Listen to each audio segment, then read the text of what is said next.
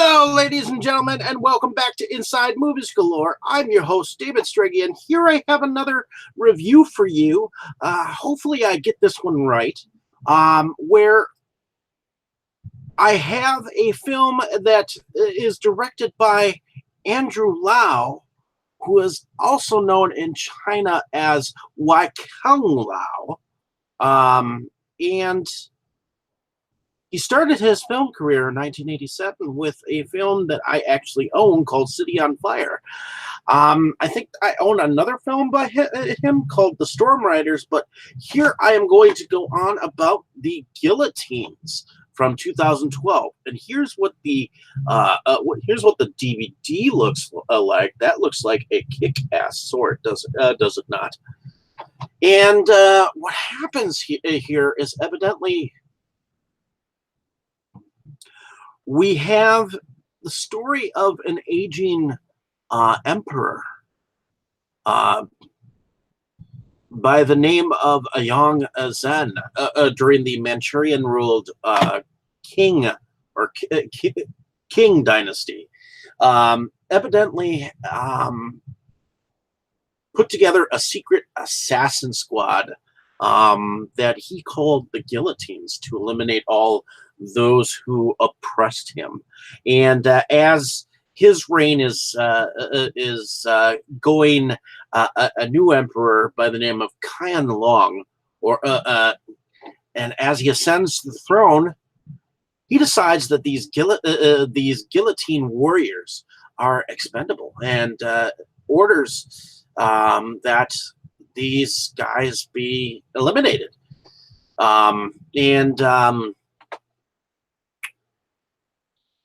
The guy, the guy that was put in charge of these so-called guillotines, his name is Leng, and he is played by Ethan Wan, who seems to be a character, and there is another character that goes by the name of Hutu, who he grew up as what was considered his brother. And I like that there was a sequence where the emperor had actually chosen them while they were in their childhood, which one would go where. And so Leng ended up being the head of the guillotines, which the guillotine men they seemed like they were a bunch of idiots. But there was one female warrior called Mu Sen, who was played by Wai-Keung Lau, who ultimately got kidnapped by a character by the name of Wolf, which we see in this beginning sequence where there's a battle, and we see these kick-ass guillotines in action. You see how they're thrown. You see them how they have all these mechanical ness, as they seem to have this accurate zeroing in on the victims, and it kind of reminds me of if you remember the Wild Wild West film with Will Smith. Well, there was a circular device that ended up on both Will Smith and his counterpart, which they were magneted together. But it kind of reminded me of that, except this one had spikes, and you saw how everything locked into place. And what these spikes did is once they locked all the way into place with its little mechanisms, it cut and severed the heads right off. And the last person that they captured was they actually did capture the leader of these people, which were the Han Chinese people, which was at least half of the emperor's domain, the emperor's people, and these were the rebels of the empire. So when they captured this leader called Wolf, who was played by Xiaming Wang, um, Wolf then told Leng that he had a dream, he had a vision that he would kill him someday, but not the next day, like he was supposedly supposed to be executed. There was a very cool explosion, a very cool escape using like bombs or something like that, and the way that they did this entire beginning sequence was awesome. But the rest of it was a drama, where it involved Hutu and Leng, and the new emperor as he wanted to take down the um, uh, the guillotines, get rid of the dark, what he called taint of this world, and ultimately, I enjoyed this film rather immensely. It's just I have some problems with the very end. There was a moment where um, it was supposed to be the dream that Wolf had of Leng. He talked about this dream in the very beginning, and he said that he dreamed of his death, and he dreamed it in a certain place, and he dreamed that it was by his hand, but it was not, the right place, the right time, as the following day. So when that death came, it's like they skipped, him killing him.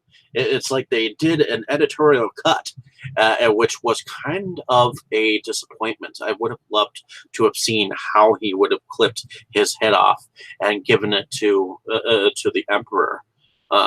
So ultimately, I thought that there was a very brutal beating of Wolf against Musen, who was played by Wai-Keung Lau, and I very much thought that it was there was much abuse brought to her body, and I felt for her, and then later on, I understood why. But ultimately, Wolf was like this savior of this people, and they lived in harmony. They seemed happy. So when it was Hutu who actually kept executing these guillotine people and trying to find where Wolf was, so that they could kill off the Han Chinese, the deaths of these people was a little bit more saddening. But ultimately, I enjoyed the storyline behind this. Now, this was actually marketed as supposedly a remake of the 1976 Master of the Flying Guillotine, and I just couldn't see it. I mean, I was surprised that it was more about the drama of this, empire that was just kind of going